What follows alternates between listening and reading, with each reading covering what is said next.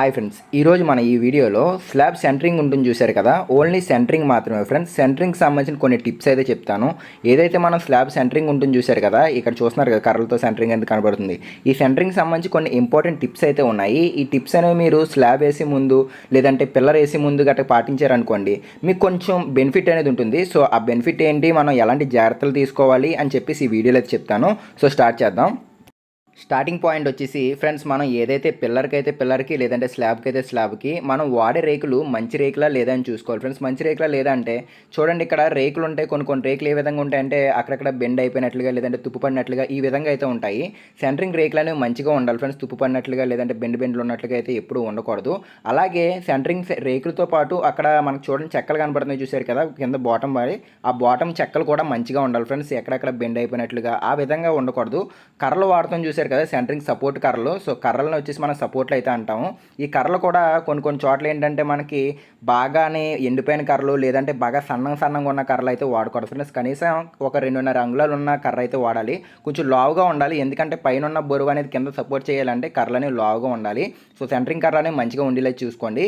తర్వాత వచ్చేసి స్లాబ్ ఉంది కదా, ఇప్పుడు ఏదైతే స్లాబ్ ఉందో ఆ స్లాబ్ మొత్తం రేకులు ఇవన్నీ ఫిక్సింగ్ అయితే చేసేస్తారు కదా. ఆ చేసిన తర్వాత స్లాబ్కి ఆయిల్ దేనికి పెడతారంటే, ఈ విధంగా మనకి సెంటరింగ్ ఆయిల్ పెట్టడం వల్ల ఉపయోగం ఏంటంటే, తర్వాత కాంక్రీట్ వేసిన తర్వాత మనం రేకులు లాగుతాం కదా, ఆ రేకులు లాగినప్పుడు మనకి సులువుగా రావడం కోసం ఏంటంటే ఈ ఆయిలింగ్ అనేది పెడతారు.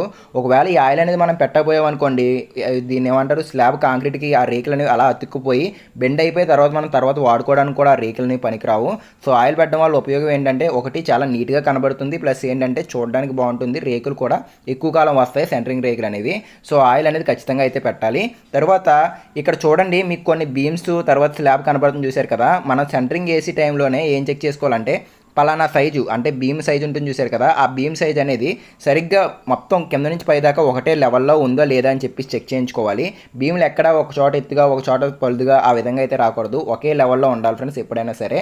సో స్లాబ్ సెంటరింగ్ టైంలో ఈ బీములని లేదంటే పలానా స్లాబ్ అని ప్రతిదీ ఒక లెవెల్లో ఉందా లేదా అంటే ఫ్లాట్గా ఉందా లేదా చెక్ చేసుకోవాలి మనం. సో అదొకటి. తర్వాత వచ్చేసి ఇక్కడ చూడండి, మనం స్లాబ్ కింద అయితే ఉన్నాము. ఇక్కడ కర్రలు కనబడుతున్నాయి చూసారు కదా, సపోర్ట్లు అంటున్నాం. ఏదైతే సపోర్ట్ ఉన్నదో ఈ సపోర్ట్ నుంచి ఇంకొక సపోర్ట్కి అంటే కర్రనే సపోర్ట్ అంటాం ఫ్రెండ్స్. ఈ సపోర్ట్ ఉంది, ఈ పక్కన ఇంకొక సపోర్ట్ ఉంది. సపోర్ట్ నుంచి సపోర్ట్కి మధ్య దూరం కనీసం ఒక 2.5 అడుగులు లోపే ఉండాలి. అంటే మరీ ఎక్కువ దూరం ఉండకూడదు ఫ్రెండ్స్. కర్ర నుంచి కర్రకి ఎక్కువ దూరం పెట్టామనుకోండి, కొంచెం బాగా దూరం ఉండి తర్వాత ఏమైనా పైనుంచి కాంక్రీట్ వేసినప్పుడు బరువు వచ్చింది ఏంటంటే ఒకసారి మనకి అది కింద ఇరిగిపోయి పడిపోయే అవకాశం అయితే ఉంటుంది. సో మరీ దూరాలు ఉండకూడదు. కర్ర నుంచి కర్రకి ఒక 2.5 అడుగులు లోపే ఉండాలి తప్ప మరీ అయితే ఉండకూడదు. ఇక్కడ చూడండి 2 అడుగుల దూరం మాత్రం ఉంది. ప్రతి కర్రకి చూడండి మీరు, జస్ట్ ప్రతి 2 అడుగులకి ఒక కర్ర సపోర్ట్ అయితే ఇవ్వడం జరిగింది. సో ఈ విధంగా ఉండాలి ఫ్రెండ్స్ సపోర్ట్లు అయితేనే. సో అదొకసారి చెక్ చేసుకోండి. తర్వాత ఇంకోటి ఏంటంటే, ఇక్కడ చూడండి బీమ్ దగ్గర మీకు కర్రల మాదిరి కనబడుతున్నాయి చూసారు కదా, రన్నర్లు అంటారు వీటిని. ఇది రన్నర్ అనేది కూడా మనకి పక్కాగా మంచిగా ఫిక్సింగ్ అనేది చేయించుకోవాలి. మేకులు బాగా దిగ్గొట్టడం లేదంటే దీన్ని ఏమంటారు, బైండింగ్ వైర్ ఉంటుంది చూసారు కదా, బైండింగ్ వైర్తో సపోర్ట్ అనేది మంచిగా ఇవ్వడం. సో ఇలాంటి సపోర్ట్లు అనేవి చూసుకోవాలి. ఎందుకంటే ఇక్కడ బీమ్ దగ్గర నేను ఎందుకు చెప్తున్నా అంటే, ఈ రన్నర్ కర్ర అనేది మనం వైబ్రేటర్ అనేది పెడతాం, కాంక్రీట్ వేసే టైంలో వైబ్రేటర్ అనేది పెడతాం. ఆ టైంలో ఈ సపోర్ట్ అనేది సరిగ్గా లేకపోయింది అనుకోండి, ఆ వైబ్రేటర్కి వచ్చే వైబ్రేషన్ బట్టి ఏంటంటే ఆ రేక్ అనేది ఒకసారి ఊడిపోయి కాంక్రీట్ అనేది బయటకు వచ్చే అవకాశం అయితే ఉంటుంది. సో ఈ సపోర్ట్లు కూడా మనం చెక్ చేసుకోవాలి సెంటరింగ్ వేసే టైంలో. ఏంటంటే ఈ రన్నర్లు ఉన్నాయి చూసారు కదా, ఈ రన్నర్లు పర్ఫెక్ట్గా ఉన్నాయా లేదా అని ఒకసారి చెక్ చేసుకోండి. తర్వాత వచ్చేసి ఇక్కడ చూడండి ఫ్రెండ్స్, సపోర్ట్ల దగ్గర చూడండి కింద ఇటుకలు లేదంటే చెక్కలు పెట్టి కింద ఎత్తు సరిపోక ఏంటంటే ఇటుకలు ఇలాంటివి పెట్టారు కదా. సో ఎత్తు సరిపోక అయితే అలా పెట్టారు. తర్వాత వచ్చేసి కింద నేల చూడండి ఫ్రెండ్స్, నేల ఎప్పుడైనా సరే మనం కర్ర లేదంటే రన్నర్ లేదా ఏది పెట్టినా సరే కింద ఏంటంటే నేల గట్టిగా ఉండాలి. ఎప్పుడైతే మనకి నేల గట్టిగా లేకపోయింది అనుకోండి, ఇక్కడ చూడండి నేను మీకు జిగిరిమట్టి అనేది చూపిస్తున్నాను చూసారు కదా. సో చూడండి కర్ర ఆ పక్కన పెట్టాడు ఈ పక్కన పెట్టాడు, కానీ కింద జిగిరిమట్లు అయితే పెట్టలేదు. దేనికి పెట్టలేదు అంటే, మనకి పైన ఒకవేళ కాంక్రీట్ వేసే టైంలో బరువు అనేది వస్తుంది చూసారు కదా, కాంక్రీట్ బరువు. ఆ బరువు వల్ల మనం ఒకవేళ మట్టి నేలలో పెట్టామనుకోండి, కర్ర అనేది దిగబడిపోయి అక్కడ ఫెయిల్ అయ్యే అవకాశం అయితే ఉంటుంది. సో ఎప్పుడైనా సరే కింద బేస్మెంట్ అనేది నేల మీద గట్టిగా ఉండాలి ఫ్రెండ్స్. నేల గట్టిగా ఉన్న చోటే ఈ రన్నర్ సపోర్ట్లు అనేవి ఇచ్చారో లేదో చెక్ చేసుకోండి. చాలామంది ఇది చెక్ చేసుకోరు, తర్వాత ఒకసారి అది యాక్ట్ అయ్యిందంటే ఖచ్చితంగా అక్కడ ఫెయిల్ అయ్యే అవకాశం అయితే ఉంటుంది. సో అదొకసారి చూసుకోండి. సో ఇదే విషయం తర్వాత వచ్చేసి మెటల్ ల్యాండింగ్ దగ్గర కూడా చూసుకోవాలి ఫ్రెండ్స్. అదేంటంటే మెటల్ ల్యాండింగ్ కూడా సపోర్ట్లు మనం ఏ విధంగా స్లాబ్కి చూసుకుంటున్నామో అదేవిధంగా మెటల్ ల్యాండింగ్ సంబంధించిన స్లాబ్ కింద కూడా సపోర్ట్లు అనేవి మంచిగా ఉన్నాయో లేదో చూసుకోవాలి. అదేవిధంగా ఈ మెటల్ ల్యాండింగ్లో విషయంలో కూడా ఇంకోటి జాగ్రత్త ఏం తీసుకోవాలంటే ఈ మెటల్ ల్యాండింగ్ మనకి కింద నుంచి పైకి ఏదో సూదిగా ఉండడం చూసారు కదా, దాన్ని యాంగిల్ అంటారు. ఆ యాంగిల్ అనేది 25 డిగ్రీస్ నుంచి 35 డిగ్రీస్ వరకు ఉండాలి. సో అది మీకు చెప్పిన అంటే కొంతమంది అర్థం కాకపోవచ్చు, నేను చూపిస్తాను చూడండి.